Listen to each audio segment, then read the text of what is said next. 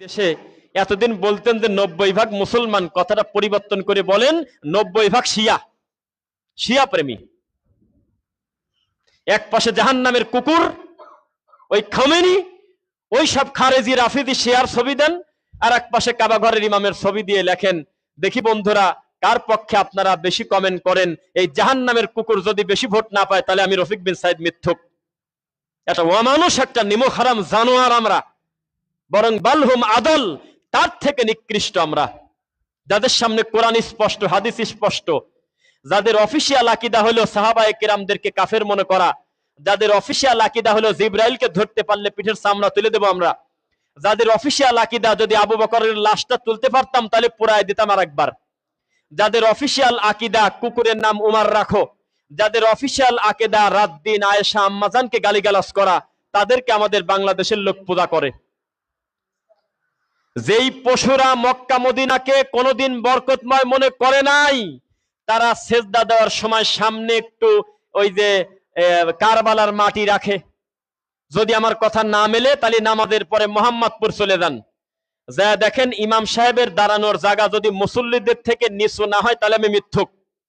খাল কাটা আছে ইমামের জায়গা, সেজদার সামনে একটু মাটি রাখা, মাটির নাম হলো কারবালার মাটি। হোসাইন যেখানে শহীদ হয়েছে সেই মাটি হলো কাবা ঘরের থেকে 1 কোটি গুণ বেশি মূল্যবান, লেখছে বইতে। অথচ দুনিয়ার সবচেয়ে দামি জায়গা হলো আল্লাহর কাবা ঘর। কি মক্কা মুকাররমার চাইতে সম্মানী মসজিদ আছে আর পৃথিবীতে? অথচ তারা বলতেছে যে কারবালার মাটির থেকে দামি কোনো মাটি নাই, সেইটা নিয়ে সেজদা দেয়। কিভাবে কি বলবেন বলেন? এদেরকে পূজা করতেছে আমাদের দেশের লোক। যেই লোকটা মরে যাওয়ার আগে তার রুহুল খামেনি কিতাবুল কাফি, কাশফুল আসরার 125, 317, 485, 273, 197, 199, 269 থেকে 377 সিরিয়ালে প্রায় 42টা কুফরি কথা এক সিরিয়ালে লিখে রাখছে। তারা বলতেছে কোরআনের জাত গেল রে, কোরআনের জাত গেল, আসল কোরআন তো ওসমান পুরাত হয়ে গেছে। নাউজুবিল্লাহ। এই কোরআনটা বলে আমাদের সুন্নিদের কোরআন, আসল লাউহে মাহফুজ থেকে যে অরিজিনাল কোরআন আছে এটা নাকি উসমান চুরি করে নিয়ে গেছে। সহ্য করা যায় কথা? তারা বলতেছে যে আমাদের মনে বড় আশা, কোনোদিন যদি মক্কা মদিনা দখল করতে পারতাম তাহলে আমরা মুহাম্মাদের কবরের কাছে গিয়ে বলতাম এ কে? তখন আমাদেরকে বলা হতো এ হলো মুহাম্মদ। বলো তো দুনিয়ার সবচেয়ে নিকৃষ্ট কারা, সবচেয়ে ভালো কারা? তখন যদি কেউ ইহুদি থাকতো তারা বলতো যে আমরা এবং আমাদের অনুসারীরা, মুসা এবং তার অনুসারীরা। খ্রিস্টানদেরকে যদি বলতাম যে সবচেয়ে উত্তম কারা, পৃথিবীতে সবচেয়ে ভালো কারা, তখন তারা বলতো যে আমরা এবং ঈসা নবী। আর মুহাম্মাদের কাছে গিয়ে আমরা বলবো কাশফুল আসরার, এটা কে? মুহাম্মদ। এর ডানে বামে কে? আবু বকর, ওমর। লাশ তোলো, পোড়ায় দাও। এ হলো সবচেয়ে খারাপ মানুষ, তার সঙ্গীরা। পৃথিবীর সবচেয়ে নিকৃষ্ট হলো মুহাম্মাদের সঙ্গীরা। ঠেকান কি করবেন এখন? এদেরকে পূজা করে এই দেশের লোক। এই জাহান্নামের কুকুর মরে গেছে। ঢাকা বিশ্ববিদ্যালয়ে আপনার ওই ইসলামী দলের এক গ্রুপের লোকজন গায়েবানা জানাজা পড়তেছে। কি মিথ্যা কথা বলছি আমি? গায়েবানা জানাজা পড়তেছে। আর এই দেশ থেকে ওই যে ফেসবুকে পোস্ট দিচ্ছে, ওহে আমাদের রাহবার, তোমার শাহাদাতের খবর শুনে অন্তরটা আমাদের চমকে উঠলো। ও বলে শাহাদত হয়েছে বলো। অথচ হাদিসে বলা হচ্ছে কিলাবু আহলিন নার। এটার মানে কি? আপনার ইমাম সাহেবের তো শোনেন, পরে আবার আমার দোষ দিবেন। কিলাবু আহলিন নার হলো জাহান্নামের কুকুর, জাহান্নামের অধিবাসী তারা। আর সেই লোক মরে গেল, আপনার দেশের হুজুররা গায়েবানা জানাজা পড়তেছে। এই কুকুর মরে যাওয়ার পর বলতেছে যে আপনি শুনলাম শাহাদাতের মর্যাদায় চলে গেলেন, ওহে আমাদের রাহবার, বাংলাদেশ থেকে অমুক দলের পক্ষ থেকে আপনাকে স্বাগতম জানাই। আর কালকে কাবা ঘরের ইমাম মরে যাবে, এই হুজুর যদি একটা পোস্ট দেয় তাহলে আমাকে ধরবেন। উনি মরে যাক না কি হোক, তার দেখার টাইম তার নাই। একই গ্রুপ, নাম আলাদা, গ্রাম আলাদা, দেশ আলাদা, একই গ্রুপ, সব একই মানহাজ ফলো করে। আস্তাগফিরুল্লাহ আযীম। ভিতরটা রক্তক্ষরণ হয়। ডক্টর আবু বকর মোহাম্মদ জাকারিয়া স্যারের মতো বড় বিদ্বান, তিনি বলতেছে কুত্তার শুয়োরের লাগছে মারামারি, আমি কেন পক্ষ নেব এক দলের? দুই দলই আল্লাহ লানত প্রাপ্ত। আমি দুই দলের কেউ একজন মরে গেলে বলবো আলহামদুলিল্লাহ, আল্লাহ তোমার দুশমন মরে গেছে। কি একটা দুঃখ, তাদের পক্ষ নিয়ে ইফতার খাওয়াচ্ছে, রোজদার খাওয়ায়। আহারে, আপনি ইসরায়েলদের গুগলে ঢোকেন, এখন ঢুকে লেখেন যে ইসরায়েলের অমানুষরা, এই লানতপ্রাপ্ত ইহুদিরা আমাদের মাজলুম ফিলিস্তিনের ভাই বোনদেরকে নির্মমভাবে রক্তাক্ত করেছে, আমরা দেখি নাই? তবে তাদের মোট হত্যার সংখ্যা কত ওখানে দেখাবে 1,00,000 সামথিং, সর্বোচ্চ দেখাবে 1.5 লাখ। আর যদি লেখেন শিয়ারা কত সুন্নিদেরকে, মানে আমাদের মতো মূলধারার মুসলমানদেরকে জবাই করে রক্ত খাইছে, ওখানে লেখা উঠবে 15 লাখ। সিরিয়া যায় দেখেন, ছোট ছোট সুন্নি বাচ্চাকে টান দিয়ে ছিঁড়ে তার রক্ত খাইছে কারা? সুন্নিদেরকে জবাই করছে কারা? জীবন্ত ইমাম সাহেবকে ধরে নিয়ে ফাঁসিতে ঝুলিয়ে দিয়েছে কারা?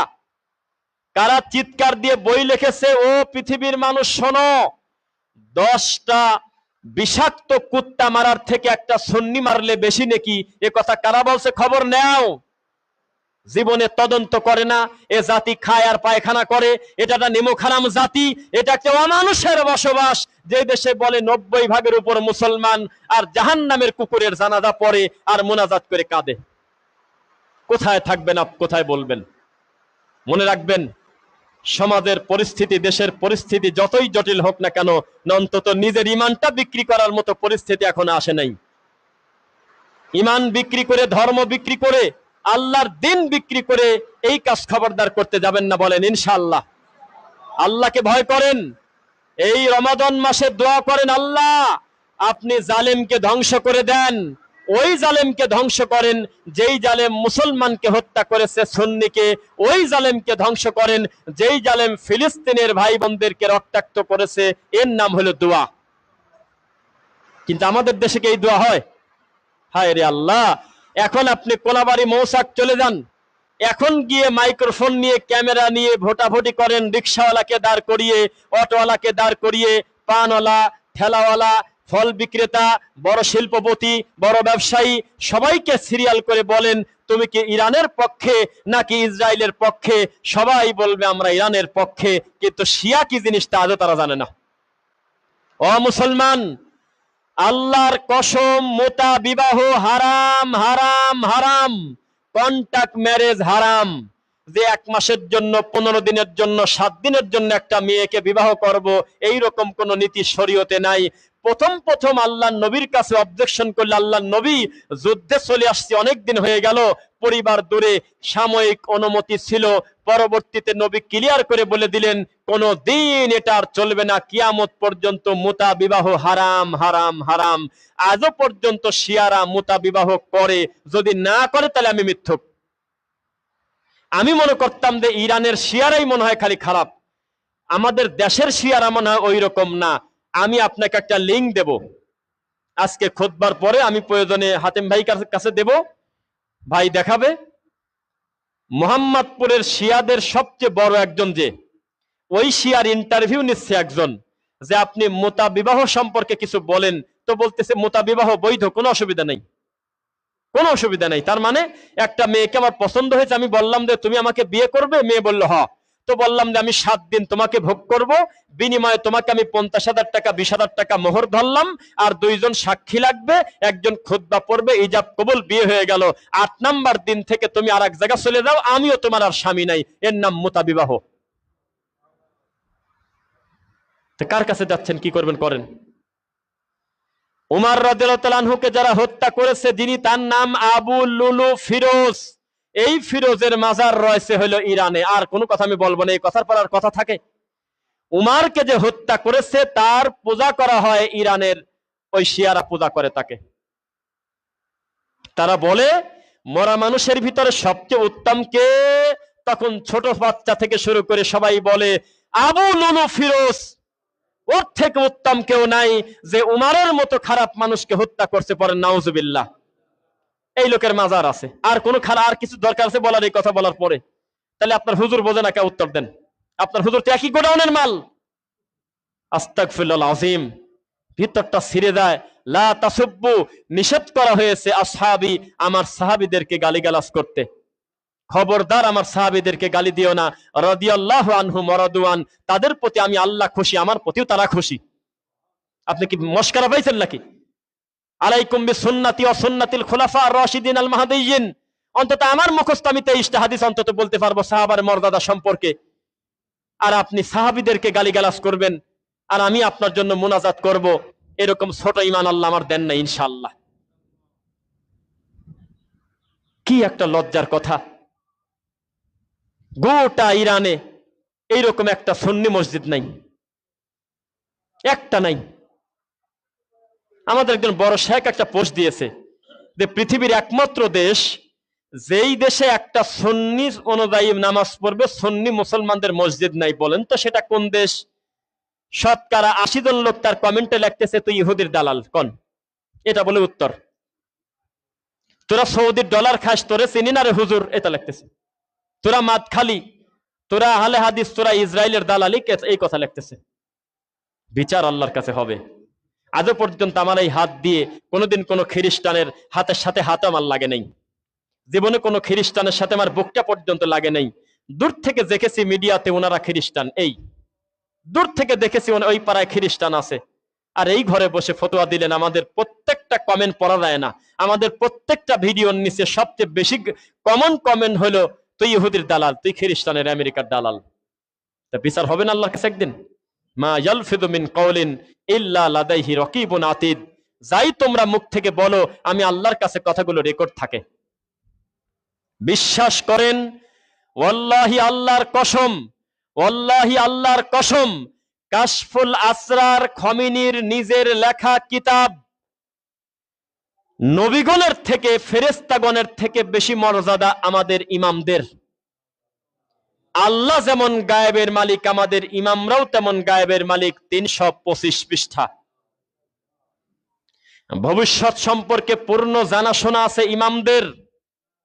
আল্লাহর নবীর হাদিস মানেই বাতিল, তবে আহলে বায়াতের হাদিস হলে মানা যেতে পারে, এটা হলো তাদের কথা। তারা কারা? হাসান, হোসাইন, আলী, ফাতেমা আর বাকি 8 জন 7 জন।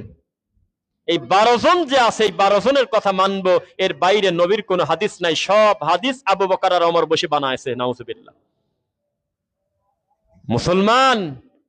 মুসলমানের শত্রুকে, ইসলামের শত্রুকে, দিনের শত্রুকে তা জানেন না।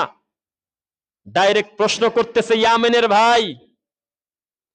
সৌদি আরবের মূলধারার টেলিভিশনের টক শো চলতেছে, বড় শায়েকের ফোন দিয়ে বলতেছে, শায়েখ আমি ইয়ামান থেকে, বা ইরান বা এরকম হতে পারে, আমার ভালো মনে নাই, আমি অমুক জায়গা থেকে বলতেছি।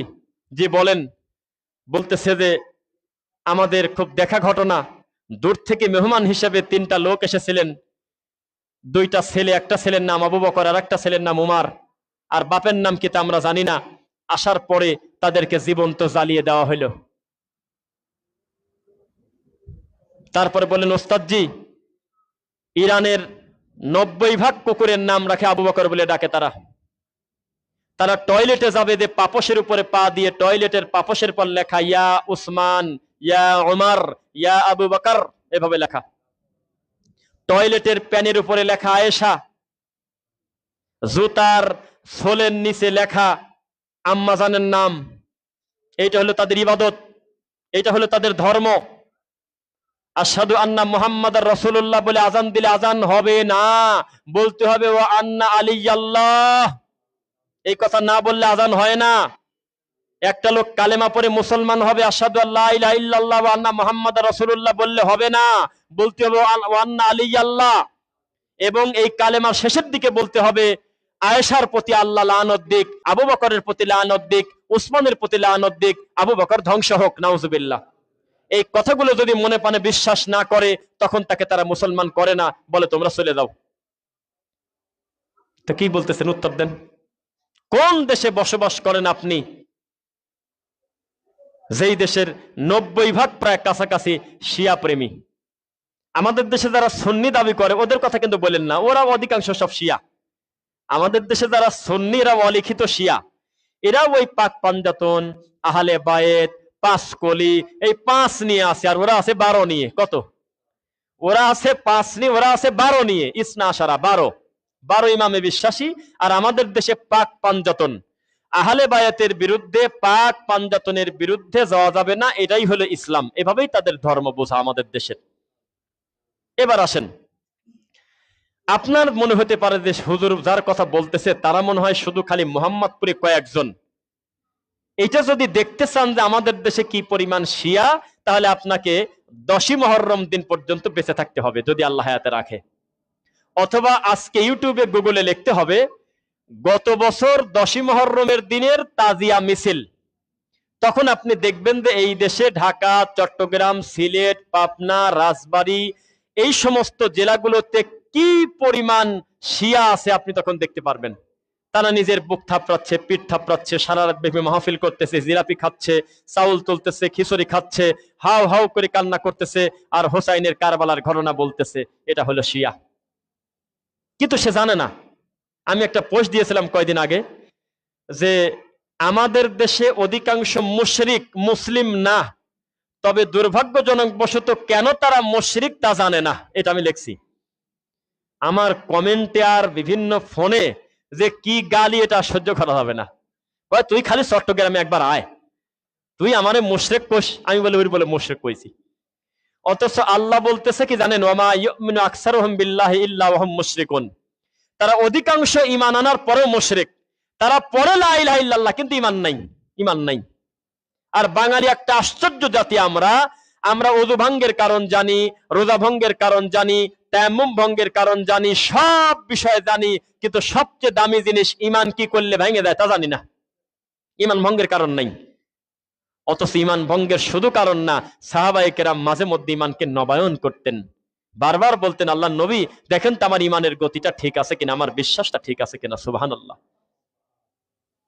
বাঙালি জাতিরে 2 মিনিট ইফতার করবে সময় মতো, এইটুক তার ঈমানের গতিতে আসে না।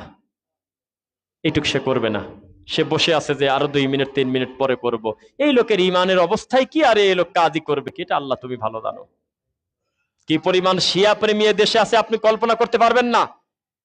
কি পরিমাণ শিয়া প্রেমী এই দেশে আছে আপনি কল্পনা করতে পারবেন না। সারাদিন ঘরে বসে বসে মক্কা মদিনাকে আপনি গালিগালাজ করতেছেন। আমার একটা প্রশ্ন, আপনি উত্তর দেন। আমার কোন বক্তব্য যদি আজ পর্যন্ত দেখাতে পারেন যে সৌদির প্রধানমন্ত্রী নিষ্পাপ, অথবা তার কোনো গুনাহ নাই, অথবা মক্কা মদিনার সব লোক ভালো, তাহলে আমাকে ধরে আজকে বাঁধি রাখেন। এর থেকে আর বড় কথা হয় না। আমরা বলেছি তারা মানুষ, তাদের ভালোও আছে, তারা মন্দও আছে। ব্যক্তি হিসেবে বহু পাপের সঙ্গে মানুষ থাকতে পারে, কিন্তু মক্কা মদিনাকে ঢালাও ভাবে, শাসককে নিয়ে, মক্কা মদিনাকে নিয়ে যেভাবে বিষোদ্গার আমরা করি বাঙালি, এটা কি তাদের প্রাপ্য? এটা কি ইনসাফ? একজন বলছিল, মানে এইগুলো সব অনলাইনে আর কি, একজন বলছিল যে ইরানের পক্ষনি প্রয়োজন আমি জাহান্নামে চলে যাব, তাতে তোর কি? মানে এটা তার ঈমানের জোশ, ঈমানের গতি। এমন একটা কপাল যে আমরা সব জায়গায় গ্রুপের নামও বলতে পারি না। এই গ্রুপ কারা, কারা এদের ছবি দিয়ে দিয়ে প্রোফাইল বানায়, কারা এদেরকে পূজা করে, কারা এদেরকে ইমাম মনে করে, এগুলো বলাও তো কঠিন।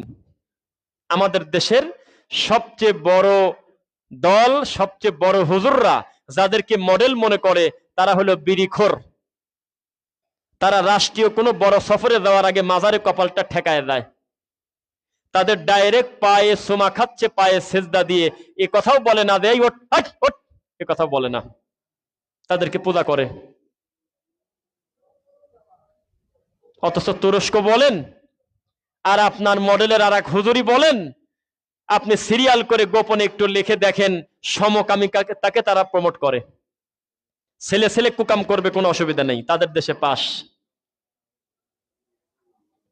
যেই ইসরায়েলের সঙ্গে ইরানের বর্তমান যুদ্ধ হচ্ছে, এই ইরান সর্বপ্রথম স্বীকৃতি দেশে হলো ইসরায়েলকে।